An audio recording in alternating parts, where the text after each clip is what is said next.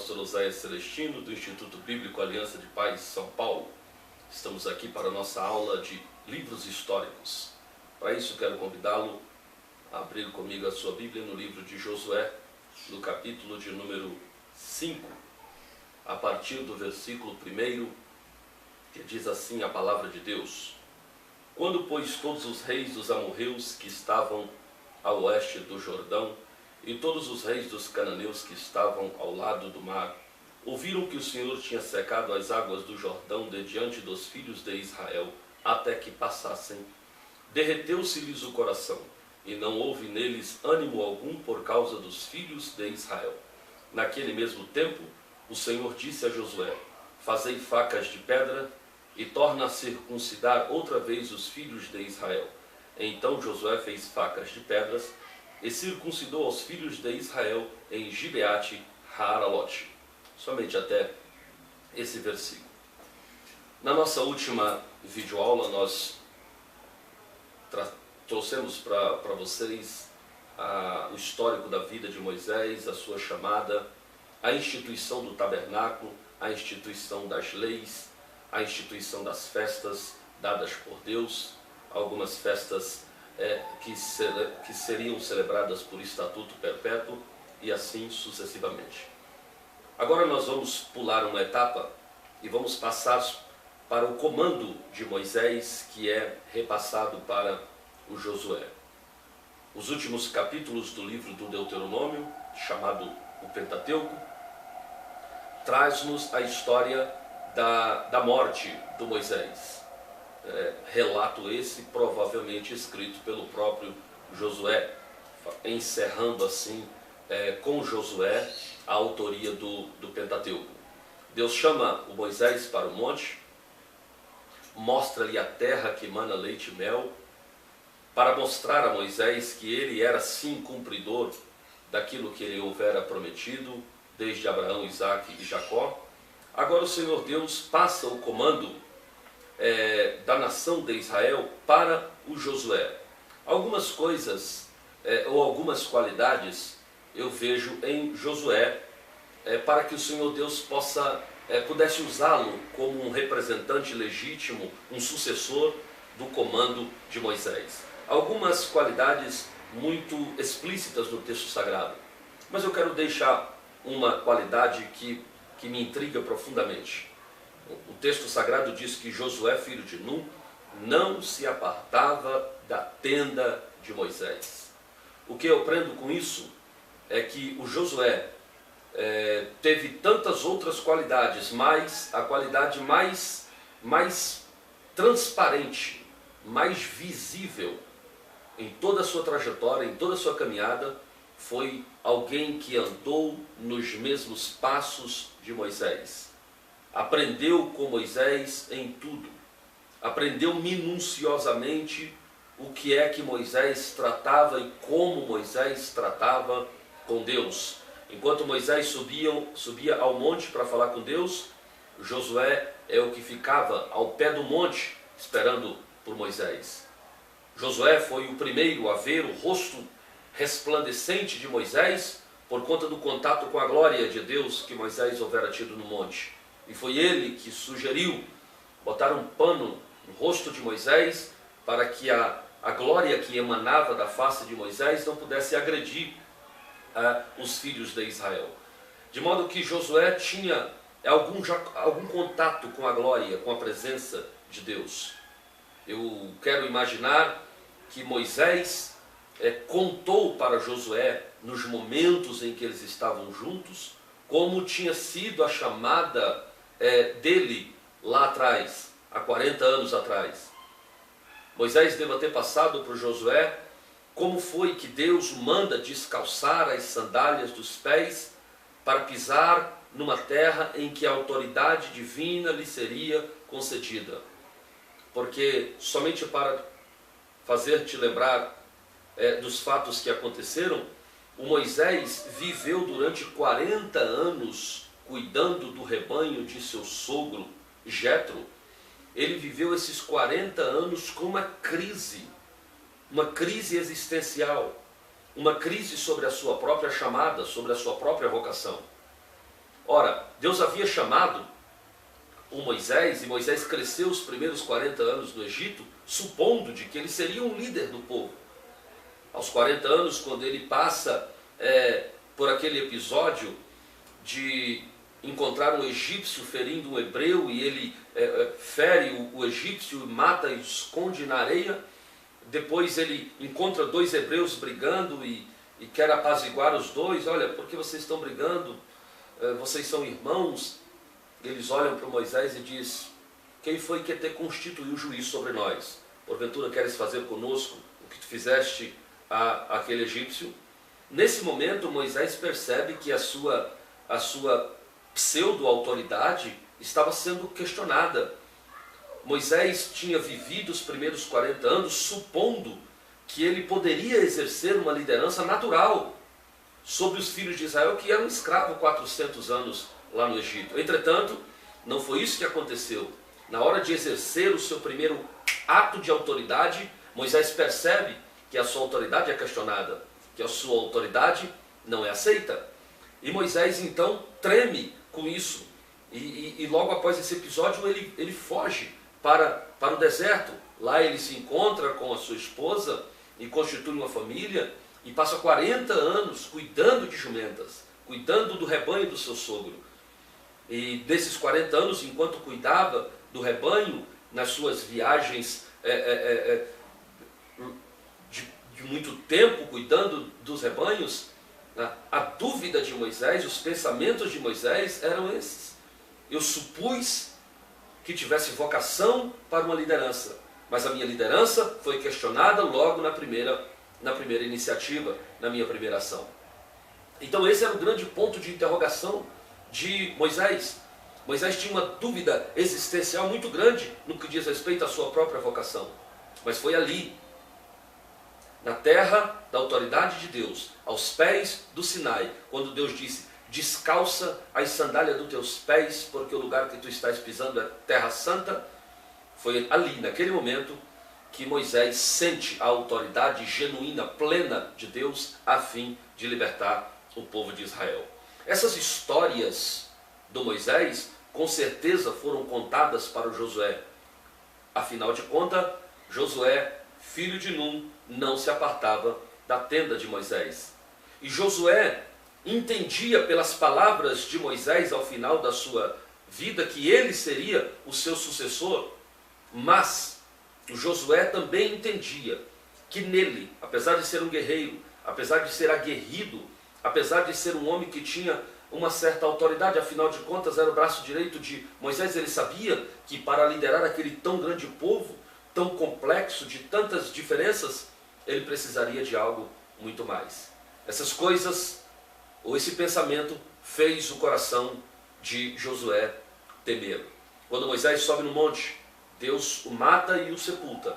Deus vem agora para Josué e disse: Josué, meu servo Moisés é morto. Passa tu e este povo a terra que eu jurei dar a Abraão, Isaque e Jacó. Pelas palavras de Deus, dá-se a entender o desânimo, a dificuldade de aceitar a sua própria vocação que o Josué tinha. Quando Deus disse: esforça-te, desperta, tem bom ânimo, disse isso por mais de uma vez. Então isso dá-nos a impressão de que o Josué estava mal, estava caído nas suas convicções, não estava muito certo disso. E essa primeira conversa com Deus não trouxe tranquilidade e paz, pelo menos do ponto de vista do relato sagrado, ao coração de Josué. Josué passa a noite, e a noite que, enquanto o arraial dorme, o Josué está de pé. Estar acordado e de pé, enquanto o arraial dorme, denota algumas coisas importantes. Primeiro, denotava um certo tipo de ansiedade, de ansiedade extrema do Josué. Mas aquela noite, Deus aparece para o Josué. E quem sabe as experiências de Moisés foram tão marcantes, quando foram contadas a Josué, a questão de pisar na terra da autoridade de Deus e receber algo que ele nunca tinha sentido até então. aquelas experiências foram tão marcantes que Deus aparece de noite para o Josué. E para o Josué, o Senhor Deus faz uma proposta. Quando aparece, Josué puxa a espada, supondo que fosse um inimigo, e disse: tu és um dos nossos ou é contra nós? Ele disse: guarda a espada, eu sou um dos nossos, eu sou príncipe dos exércitos de Israel. E nesse momento, ele disse: descalça os teus pés, tira a sandália dos teus pés, porque o lugar em que tu estás pisando é terra santa. Nesse momento, o Josué recebe uma injeção de ânimo. Afinal de contas, ele, Josué, estaria tendo a mesma experiência de chamada que o seu líder Moisés um dia teve. E aquela experiência que Josué está tendo agora, de descalçar as sandálias dos pés para pisar numa terra santa e de autoridade, definiu para a vida de Josué um novo tipo, um novo estilo de liderança. Uma liderança que não passava pelas estratégias militares. Uma liderança que não estava circunscrita ao que pensavam os 70 anciões de Israel. Não, mas uma liderança que seria capaz de mudar toda a trajetória da vida do povo de Israel. Então, no capítulo 5 do livro de Josué, começa uma fase que mudaria a história. O modus operandi de Deus para com a nação de Israel. Israel padecia de um problema. Porque, vejam bem, sair do Egito e ir para o deserto não foi algo muito difícil de acontecer. Não foi uma decisão muito difícil para os filhos de Israel. Sair do Egito e entrar para o deserto, para aquela caminhada de deserto com Moisés, bastou uma coisa aos filhos de Israel, que foi revoltar-se com o modo de vida que eles viviam no Egito. Então, o que eles viviam no Egito era escravidão, humilhação, peso, carga, era algo terrível que eles viviam no Egito. Então, a decisão de, sob a liderança de Moisés, sair do Egito e entrar para o deserto, bastou revoltar-se com o modo de vida que eles viviam no Egito. Eu costumo fazer a seguinte comparação: sair do mundo e vir para a igreja, ou vir para Cristo, vir para o Evangelho, bastou um dia nós nos revoltarmos com o modo de vida que vivíamos no mundo. Afinal de contas, todos que vêm para Cristo vêm oriundos de uma situação das mais terríveis, ou problema na família, ou problema sentimental, ou uma carência psicológica, ou qualquer um outro fator. Porque o mundo e Satanás nos fazia escravos, alguns com grau de intensidade maior do que o outro, mas todos nós éramos escravos. O apóstolo Paulo disse que éramos escravos do pecado. O pecado reinava sobre nós, o pecado tinha domínio sobre nós.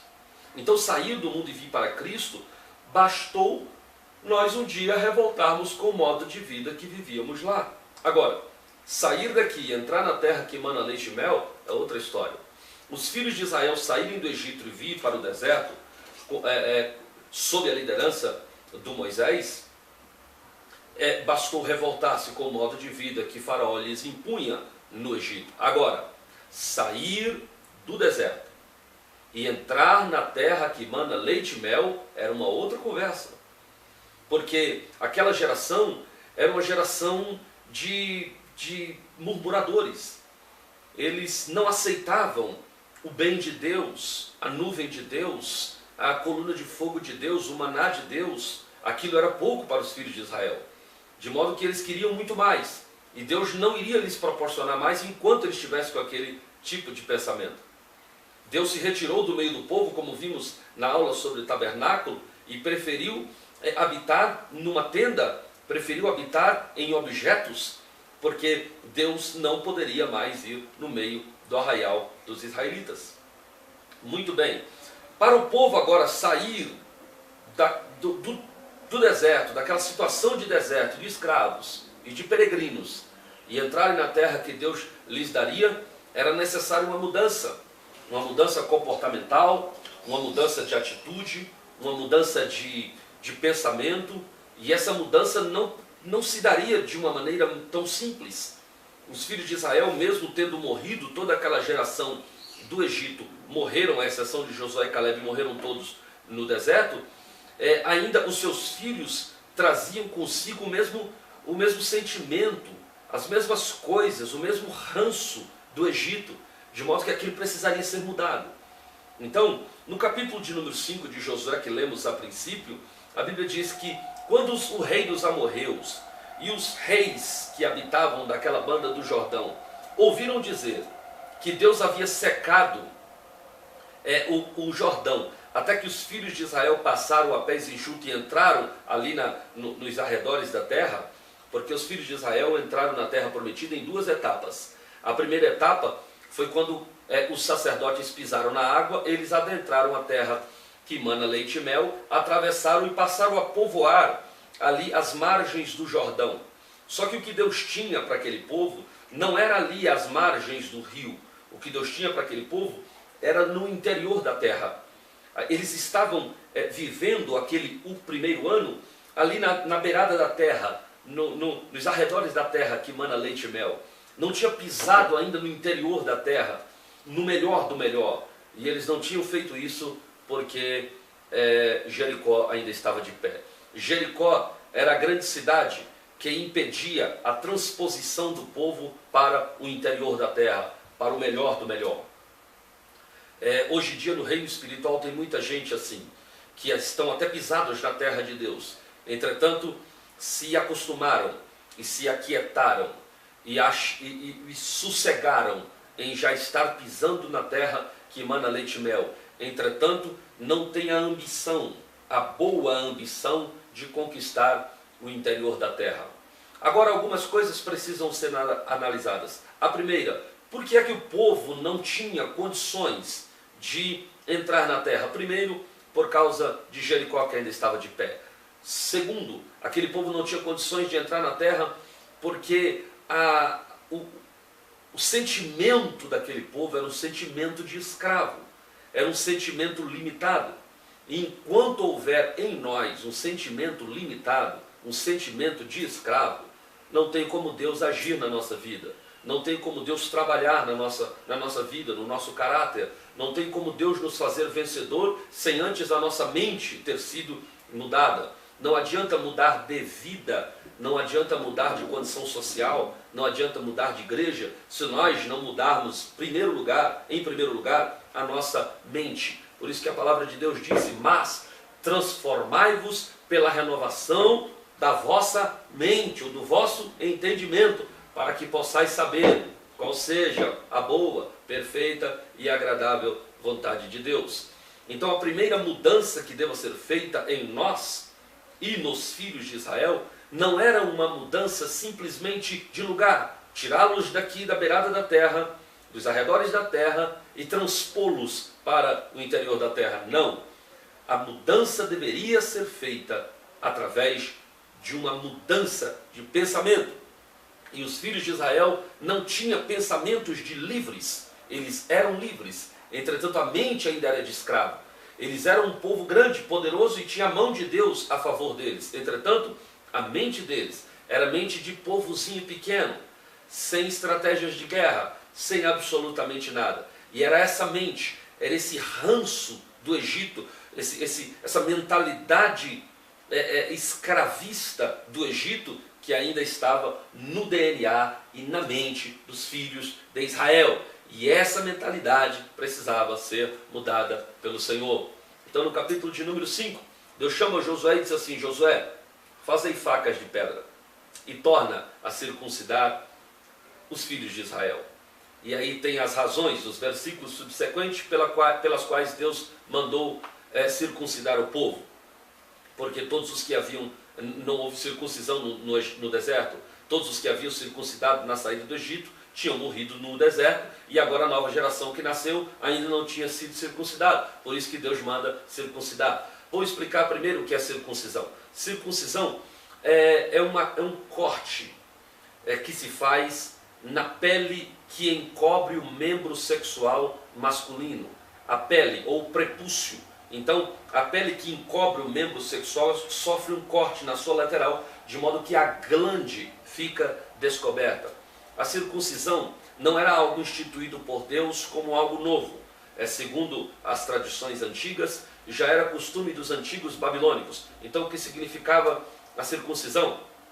A circuncisão era feita pelos babilônicos alguns dias antes de casar. Então, 7 dias antes de casar, o jovem babilônico, a sua despedida de solteiro era a circuncisão. Então fazia um corte na carne do prepúcio e que se descobria a glande do membro sexual masculino. Por que era feito isso? Ou para que era feito isso? Tinha alguns propósitos. O primeiro propósito era um propósito higiênico. Naquela época não tinha, os banhos não eram muito comuns.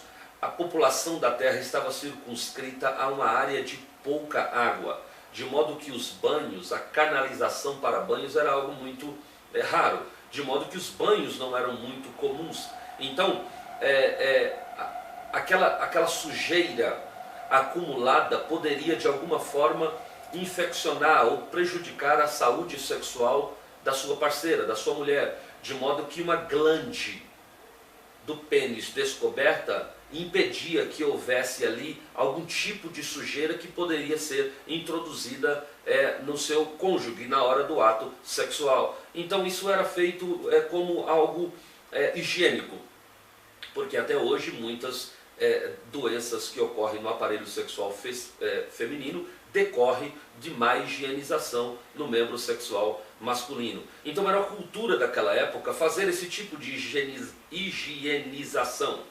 No corte da carne do prepúcio se descobria a glande. Mas isso também tinha uma outra lição ideológica, uma lição de vida incluída nessa microcirurgia, que era a seguinte: aquela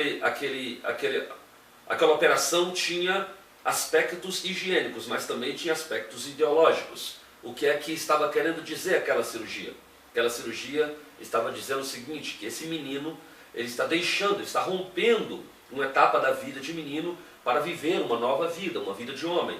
Então, em suma, a circuncisão